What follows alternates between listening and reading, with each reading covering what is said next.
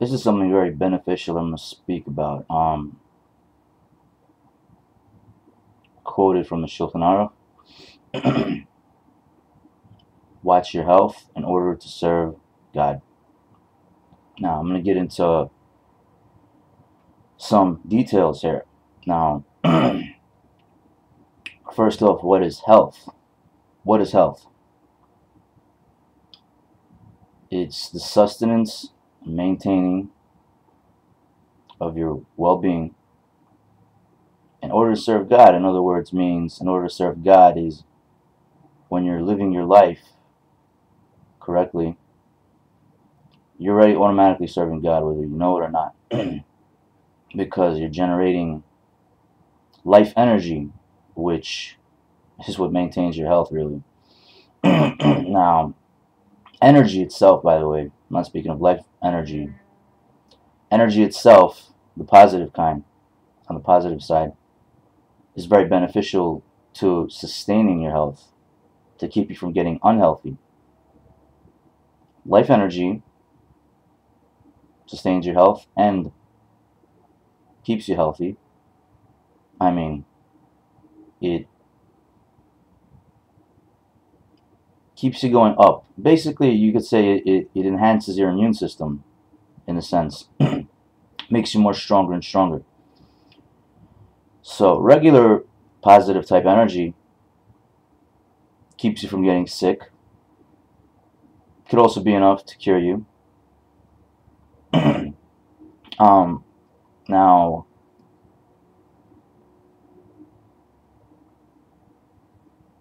what is unhealthy is what everybody needs to ask themselves.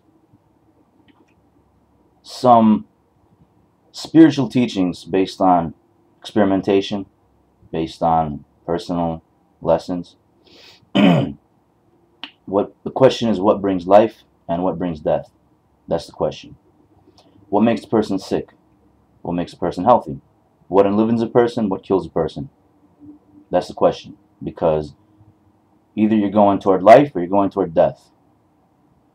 That's the very tip of the iceberg scope of you could say. So, one of the things that are actually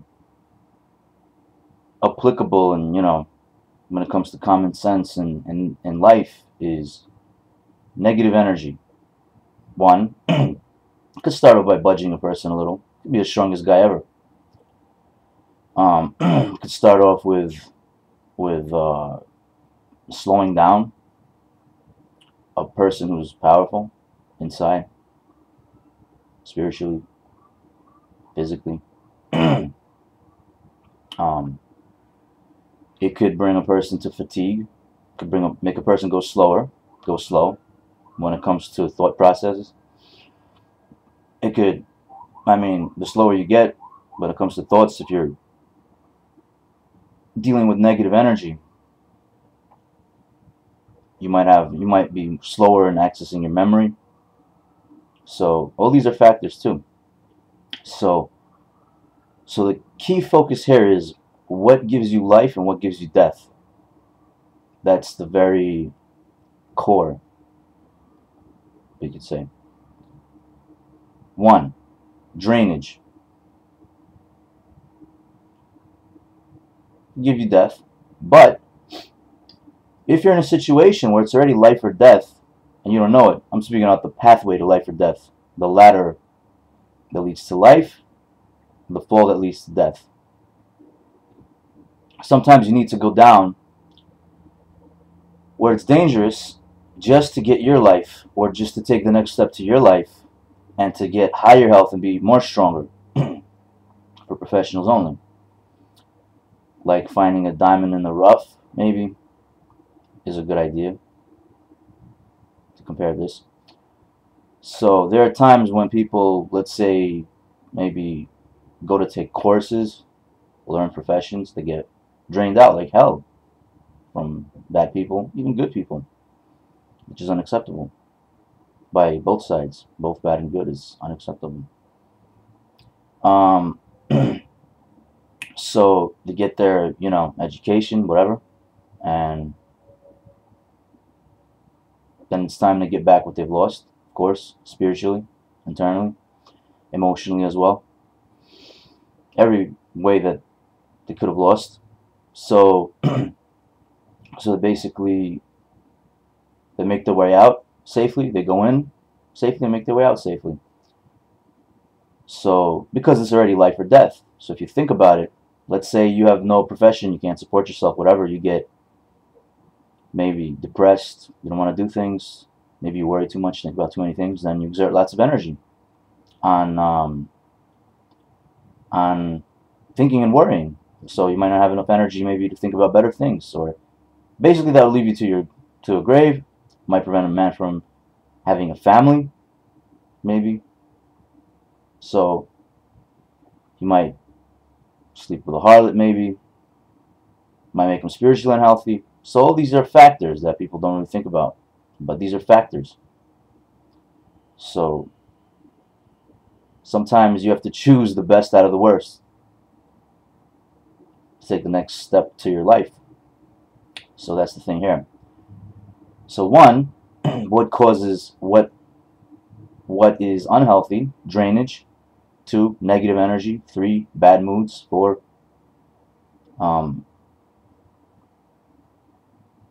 bad choices, wrong choices, bad on your conscience. I'm not even speaking of wicked people right now, because they live off of righteous people, take advantage of good people, try to destroy an innocent person who walks around just is innocent, doesn't know anything about the bad person, what the bad person's capable of, whatever. And that's what they prey on. So, anger especially, from what I heard from a wise kind of guy, is anger is like a disease to the soul. But then again, maybe for some people, anger finally causes, you know, maybe some things to come out, even foul language. Then again, maybe it takes a whole bunch, you know, maybe it takes a load off of them on the inside when they get their feelings out, and they're healthier now. So there you go. It's going with the best out of the worst. So key points here is when you're around bad people or bad environments that have been affected by bad people, that's death. So we'll call it life or death. With all the wickedness going around today, welcome to the life or death situation. That's why you got so many good people doing things that even the wisest men, they're like, I don't understand why they're doing this. They can't explain it themselves. Good people can't explain it themselves. So staying away from places which you feel is death is good. It's positive. Going to places which you feel is life, that's positive. If you go somewhere around bad people, you feel that they're bad on you, that they're death to you, that's a negative to you. Then again, going around bad people where you feel it's death, but at the same time you really feel it's life in the full view, you know, get in and get out. Get in, get what you want, and get out. It's life in the long run. So adapting to the atmosphere, no matter who you are, no matter how great you are, sometimes you got to go low. Sometimes you got to go as low as it gets. Because life to you might be hitting the lows, helping those on the bottom. Because maybe there are certain accomplished people who have achieved so much that they're just bored. So if they stay bored and ignore, you know, whoever, good people on the bottom, it might be death to them on the inside. So then they get depressed, they go down. So basically, life energy now. Talk about life energy. When you're around productive places, or when you do something for God, so to speak, there's no pleasure like that every which way. Now, death energy, when you're on an argumentative person, not a person who argues here and there, an actual argumentative person, and you know, you follow their lead, you get into these unnecessary arguments, not the necessary ones, the unnecessary arguments. Right away, you know, it could be a waste of energy, which leads you to feeling blocked. Spiritual blockages, by the way. Spiritual blockages, I'm not going to get into how that's done, but a lot of the time a person can be spiritually blocked when they quit on themselves. They could be depressed as well from that, which is death. Spiritual blockages, by the way. Person tries, example, there are many examples and different types of blockages, but not to be spoken about here. But spiritual blockages, for example, a person tries his best at something and it doesn't work out. Let's say maybe he quit on himself. It doesn't work out at all. Gave it all he's got. Bam, he could feel blocked. Boom, spiritual blockage. So A, he could be faced with giving up on himself. B, going for an all or nothing and making that choice. One moment choice that can make a person great for good. Be like, I want to be like this, and boom, that's who they are now. And they go after the all or nothing. They choose all, no matter what. That's the choice they make. The good way, the right way, I mean. So, let's say you're around maybe an area that's around men who pose to be great men, and you feel sick inside, right? You could even see many great men there as well. Let's say it's a place for great men. These men can handle it because maybe people like you will stay away from these places because it's bad on you, and these great men maybe connect to you spiritually. Spiritual connection is something we'll get into a little later. That these great men maybe create lots of positive energy, generate positive energy in between you two. Now, connections, being connected to someone, spiritual connections. This, by the way, is good for defeating bad people, good for defeating the Erev Rav. So, when you have the right spiritual connections with the right people, which is a lot of the time you have to fight for, breaking the shells of negative energy, I'll call them here. So, there are lots of times you have to break these shells of negative energy just to create a pathway of energy, which is open to you, finally. Because when you've won that battle of breaking that shell of negative energy, your life gets restored to you. The person moves out of the pathway, automatically the right connections come into you, come in toward you because you're the right person for the job.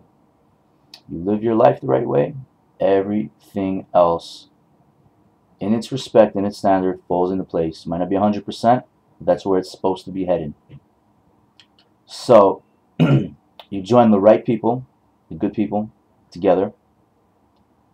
That one creates positive energy with positive relations. You connect the right way, you're good the right way, you're the right kind of people. Creates life energy, creates desire, a will to live, motivation. You not only stop being ready to not be able to take motivation, even around motivational speakers, even who give you just a little push, who motivate anybody else pretty good.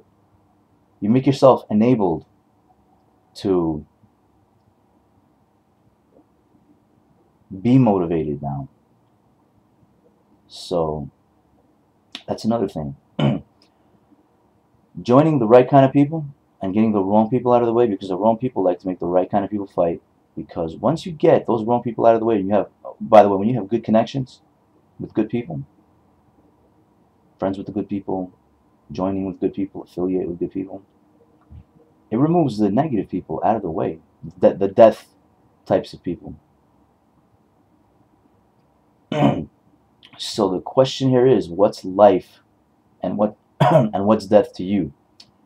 And what could be death at the moment and change into life at a different moment? That's another thing. People, especially many religious people, don't see coming. Automatically, what was death to you in one moment became life. Because maybe somebody changed around you. Maybe somebody made a different choice. Maybe a bad guy did the right thing, even if it was the wrong way. Automatically, there's an advantage. There's an opportunity to live. So when you're living life the right way, you generate life energy. That's great for everyone's health. When a person, for example, like the Torah says, for example, it's the worst to teach a wicked man Torah, right? So you say to yourself, maybe, okay, I'm teaching Torah, you know, I'm teaching, okay? It's a mitzvah, apparently. And you feel really messed up. That's death to you, right there, teaching that person. Or, here's an example. I heard of a story of a scholarly man who wanted to outleague corrupt leaders who were scholars in Torah, for example. So this guy started learning day and night Torah. And the Torah says, by the way, when you get into it, not to go heavy, basically. Forgot the exact words, but basically not to pick up the weight that's heavy for you. Maybe 1,000 pounds of studying Torah is nothing for me. Maybe I could lift it. Maybe 1,000 pounds to you is slaughter. Maybe in different areas, 1,000 pounds to you something else is easy. Maybe for me it's too much.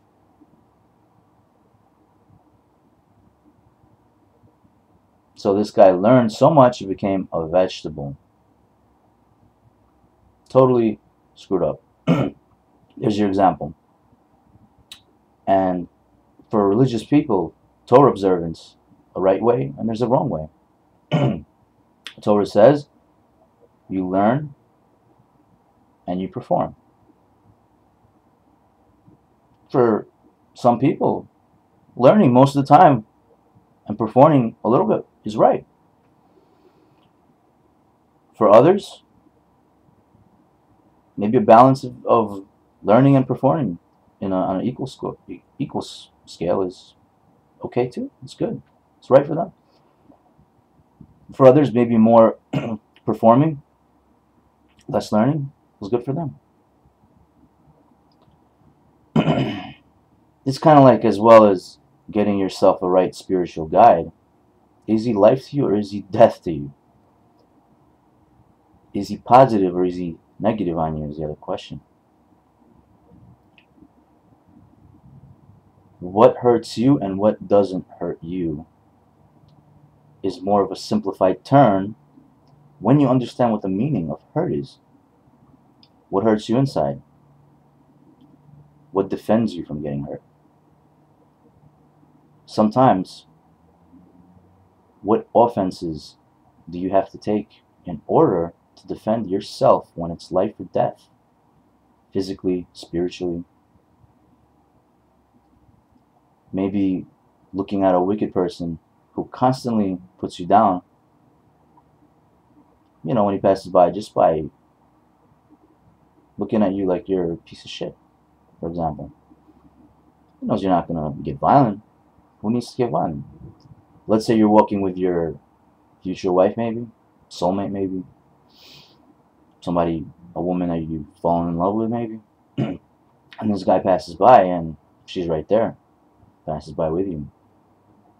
So maybe instead of walking and ignoring him like this, maybe you put a serious face on, where the look on your face is,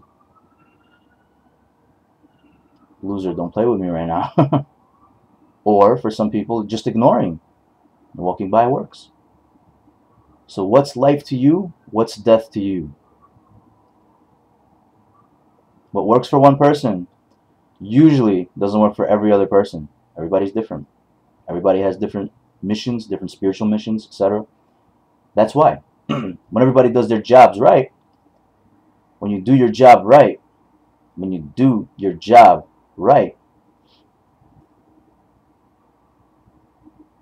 that generates lots of positive energy. So in other words, the tip of the iceberg here, the base, is what's positive to you, what's negative to you. What's good to you and what's better than good to you. If those are your choices, what's good to you and what's better than good to you, that generates life energy. Some examples of people who have become very big successes in life, who have generated lots of positive energy. Many of the celebrities. Tom Cruise, many of the time, especially in his beginning years. Everybody forgets what it's like to be young, kids, children, teenagers. I mean, think of the example where teenagers are dogged down all the time and looked down at, you know, like, you'll never do it, or all the odds are against them. I mean, you have lots of the old folk, or the older ones, parents even, who want to press down on children, kids, teenagers, just to take advantage of them, control them maybe. Maybe it pleases a parent's ego or something. So the youth, a lot of the time, has no choice than to go by what's positive and what's life. Otherwise, they'll just go wicked. So a lot of the time, I mean, some of the time, they stay neutral until the situation hits them. So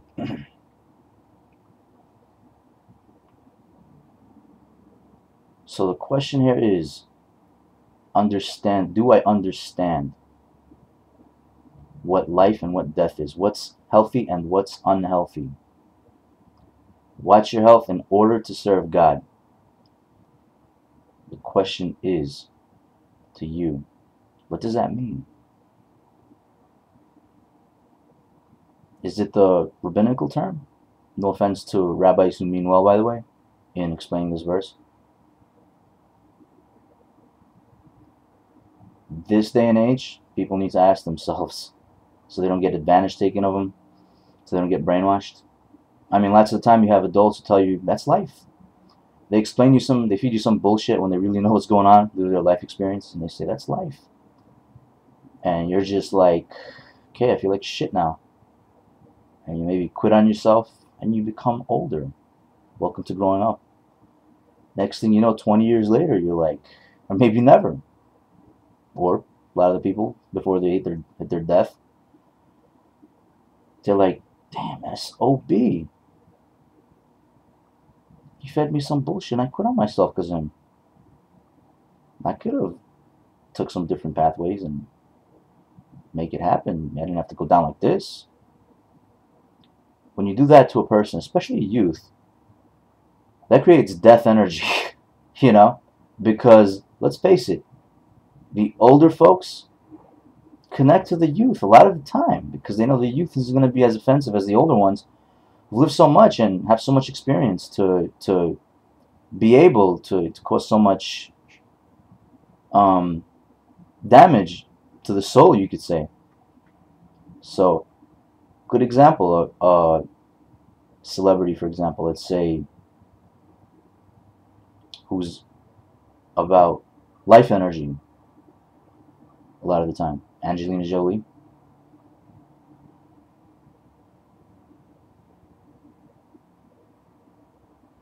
Those are some good examples. Now, regular energy, sustenance, maintaining yourself, but getting a job done without life inside is called lifelessness. I'm sure there are lots of professionals that good people, righteous people, who are lifeless, get the job done though, but get it done the wrong way.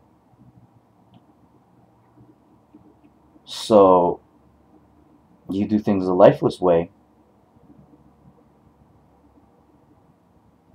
People who are about life, they feel sort of dead inside when they're around you. How do you tell who's your friend and who's not your friend? Who generates life energy with you? How do you tell who's deceiving you and who's not? Who generates death energy for you? What do you feel like from this person? What do you feel like from that person? You say to yourself, I feel positive from this person. I feel negative from this person. But this person is there for me. He tells me he's my friend, maybe. You know, or he's there for you in bad situations. But who's to say this person didn't get you into those situations by maybe hurting you spiritually, brainwashing you, maybe deceiving you? So maybe God gives him that test. Like, look what you did. Now fix it. So he's the one who pulls you out, maybe. You never know. Or you could have lots of people, many corrupt spiritual leaders, many of them. I'm not speaking about spiritual leaders, I'm speaking about the corrupt ones. Will take away all your life energy. They know how to do it. Not to be practiced, please. Kids, don't try this at home. The karma that comes around from this shit is really bad. I've seen it. Seriously.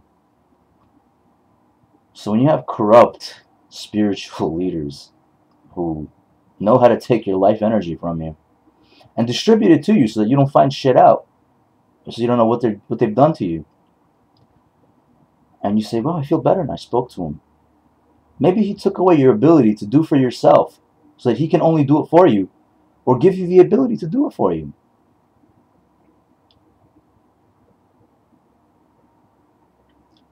What keeps you turned on in life? What keeps you turned off in life? I'm not talking about sexually. I'm talking about internally. What works and what doesn't work is a different area. But the lesson here is what is healthy and what is unhealthy. Doing the right thing around the wrong people, the right thing around the wrong places could turn out to be the wrong thing. A good example may be somebody who's keeping Shabbos, the Sabbath, and somebody's in need of an ambulance because it's a life or death situation, literally, where it's visible, is what I mean to say. Literally visible. Maybe the guy's getting a heart attack. Maybe he's got some serious problem. You need an ambulance. So on the Sabbath, of course, it's prohibited to pick up the phone, you know, sparks of fire, yada yada. So, but if you don't, a person could die, for example. As the Torah says, if it's life or death, you may do it as long as it's not three things. Except for three things of the whole Torah. As well, it says in the Shulchan Aruch, by the way, if it's life or death and a person has to break the Sabbath,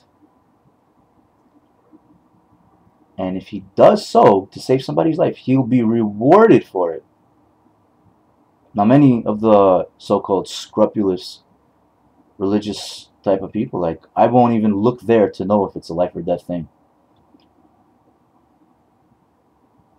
And as far as one thing I want to say, there's something that is written in the Talmud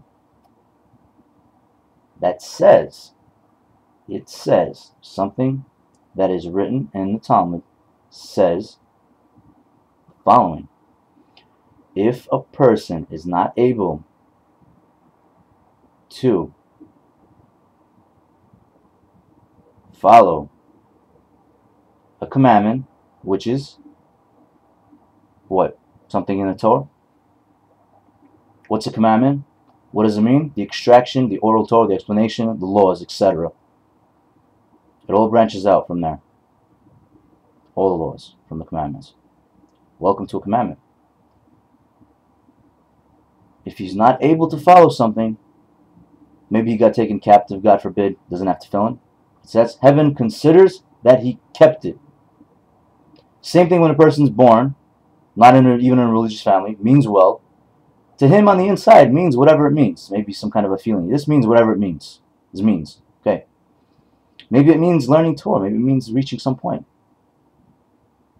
And he's not following because he doesn't know even. And he's not held accountable for it too, regardlessly, according to Torah. And still, heaven considers that he kept it. Don't be fooled by many of the corrupt religious leaders who try to drive you crazy and say you didn't follow it, yada, yada, yada. If you don't have the right life energy or the right energy, if the person's bad to you energetically is the main key here. Who's bad to you energetically? Who's good to you energetically? Feeling-wise type stuff, even emotionally. Positively or negatively.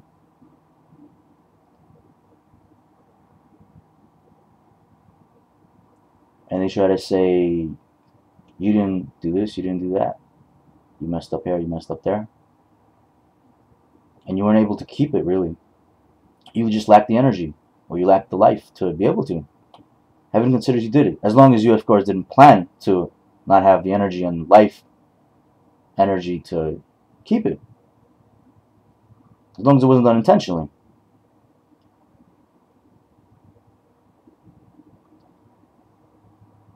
So, who's bad to you? Who's negative to you, I mean? And, of course, there are things that are people being bad to you in a way, in a negative way, or whatever, just to make you wake up, maybe. Even bad people, that they don't even purposely do it, but just to wake a person up. So these are all different questions. But what's positive to your soul and what's negative to your soul? That's the ladder to the right kind of energy, to positive energy, and to life energy. That's what you need to ask yourself. If there's an attack on your ego, it could make you very sick in the short run, for a long time, or in the long run, for a long time, temporarily maybe, permanently. Where will it lead you? Where will you trust yourself? How great do you choose to be? There's all factors to take into consideration. So, it's quite complicated. Watch your health in order to serve God. When you do something, to really know the meaning of this, the means of it. When you do something, this is the tip of the iceberg, when you know the means of this, when you do something, are you doing it for God, or are you doing it for something else or someone else? That's the question. When you have the right means, when you do it for God, that's everything altogether. When you do something for God, even if you know it's for God or not, and you say, like, I'll hit this desk, I'm doing that for God. Boom. Okay? It'll lead you to the right place. I'll hit this desk, I'm not doing it for God now. For God, positive. Not for God, negative. The wrong way, for God, lifeless. The right way, not for God, which is the wicked people who do things for the honor. The right way, not for God. All different feelings. That's death, just now. For God, the right way, whatever is for God, bam.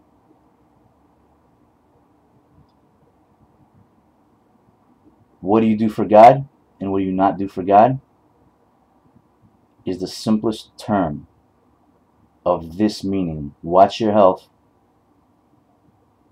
in order to serve God.